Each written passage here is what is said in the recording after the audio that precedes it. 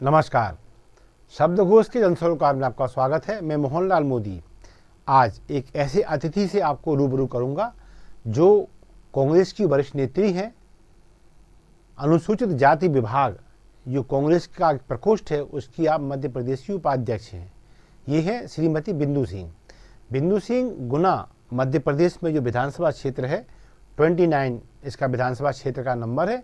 यहाँ से विधानसभा क्षेत्र में चुनाव लड़ने हेतु टिकट की प्रबल दावेदार हैं। आपका दावा है कि यदि कांग्रेस टिकट प्रदान करती है तो वे जीतेंगी और जनहित में अनेक कार्य करते हुए विकास के नए कीर्तिमान स्थापित करेंगी। ऐसी श्रीमती बिंदु सिंह हमारे स्टूडियो में पधारी। हमने उनसे जो सवाल जवाब किए और उनने जो जवाब दिए उसको लेकर झलकियाँ आपके सामने प्रस्तुत हैं। आइए एक नज़र डालते हैं। बिंदु सिंह जी, मेरा पहला आपसे सवाल है कि आप गुना को बिलोंग करती हैं। कुछ गुना में ऐसी समस्याएं जिनको अभी तक के विधायक सॉल्व न कर पाए हों। गुना में वैसे तो बहुत समस्याएं हैं, लेकिन गुना में जो मेन समस्याएं है वो शिक्षा के लिए। शिक्षा का इतना अच्छा स्तर वहाँ पर नहीं है अभी कि जैसे कि कोई मेडिकल कॉलेज या कोई इंजीनियरिंग कॉलेज या कोई कॉलेज ऐसा शासकीय कॉलेज जिसमें कि बच्चे अच्छे से पढ़ सकें और बच्चों को अच्छी शिक्षा मिले।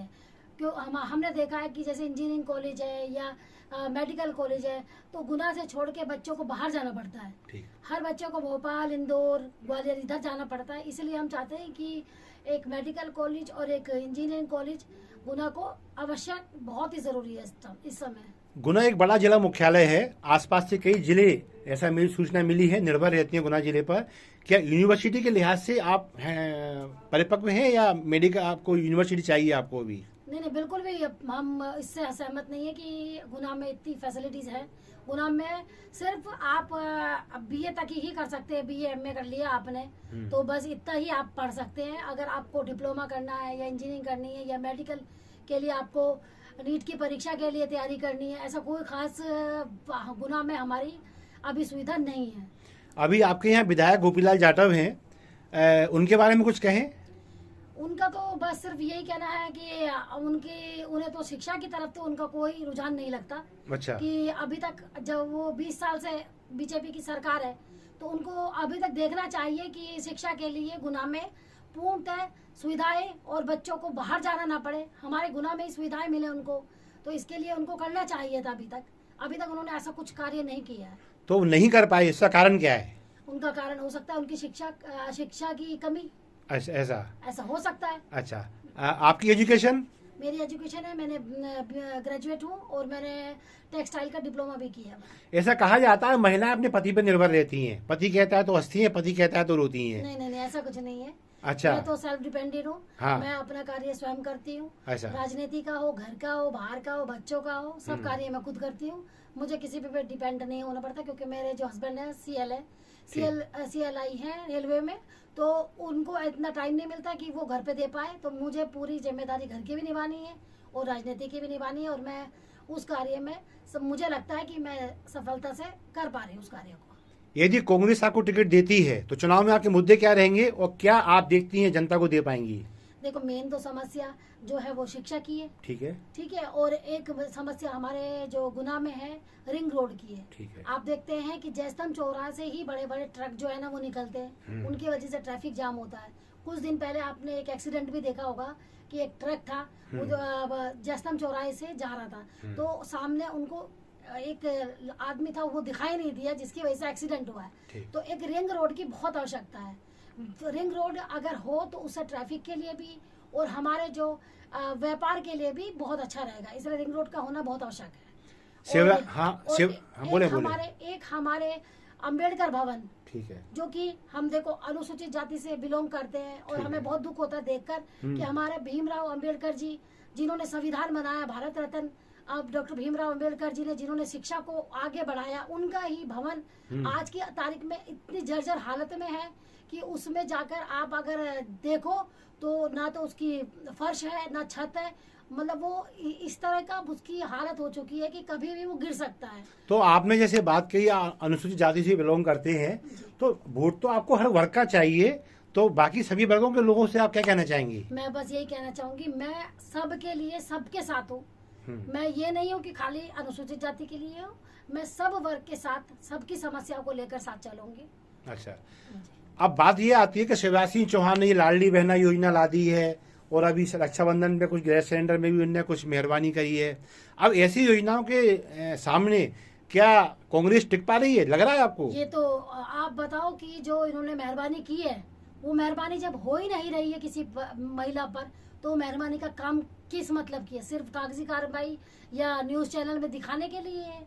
अभी हमने कल सिलेंडर के लिए गए थे हम लोग, हमें पता चला कि 450 का सिलेंडर महिलाओं को मिलेगा, लेकिन हम लोग गए गैस सिलेंडर की एजेंसी पर, वहां जाकर पता चला कि 450 का सिलेंडर नहीं मिल रहा है, 1175 रुपए का सिलेंडर है। तो आप बताइए, ऐसी झूठे वादे आप महिलाओं से कर रहे हो, गरीब महिलाओं से ऐसे झूठे वादे करके आप क्या कर सकते हो? अभी आपने देखा होगा एक नया उन्होंने जुमला छोड़ा है कि हमने बच्चों को, चिड़ियाओं को घोंसला नहीं दिया, पंख दिए हैं। आप ये बताइए, पंख दे देंगे तो क्या बच्चों को उन्हें घोंसला नहीं चाहिए? बिल्कुल ठीक है। घोंसले का मतलब क्या होता है? उनको घर भी चाहिए, पंख चाहिए, सब कुछ चाहिए उनको। बस सिर्फ ऐसे ऐसे जुमले बनाते रहते हैं कि ये है वो है। लाडली बहनों का मतलब आप ये समझो कि जितने भी गुना में हैं, गुना में से मुश्किल से 20% महिलाओं को उनका लाभ मिल रहा है। अच्छा, तो वो महिलाएं कौन है? वो महिलाएं ऐसी किस वर्ग से या किस पार्टी से बिलोंग?